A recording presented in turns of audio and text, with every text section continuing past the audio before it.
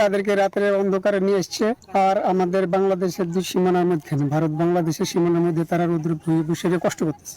সীমান্তে আবারও পুশিনের চেষ্টা রুখে দিয়েছে বিজিবি। নওগাঁর সাপাহারের আদতলা সীমান্ত দিয়ে নারী ও শিশুসহ মোট 9 জনকে পুশিনের চেষ্টা চালায় বিএসএফ, তবে তা ব্যর্থ করে দিয়েছে বিজিবি ও স্থানীয়রা।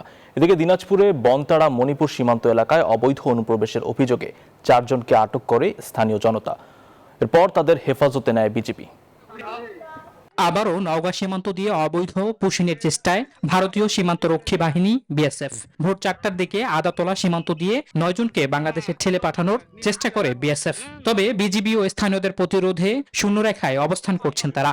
তাদেরকে রাতের অন্ধকারে নিয়ে এসছে।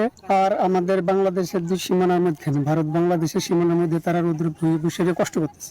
Spanish digital print tiles, ATI tiles, এক টাইলসে জীবন পার। এদিকে দিনাজপুরের মণিপুর সীমান্তে 4 জনকে অবৈধ অনুপ্রবেশের দায়ে আটক করেছে আনসার ও স্থানীয়রা। পরে তাদের হেফাজতে নেয় বিজিবি। ধরার পরে আমাকে ফোন দেয়, আমি ফোন দিলে আমি তখন আসে আনসার সদস্যদের হাতে দিয়ে সহযোগিতা করি। এখন তো বিডিআরদের হাতে আছে, ওরা কি পজিশন করতেছে দেখা যাক, ওদের পজিশন হিসাবে কাছে।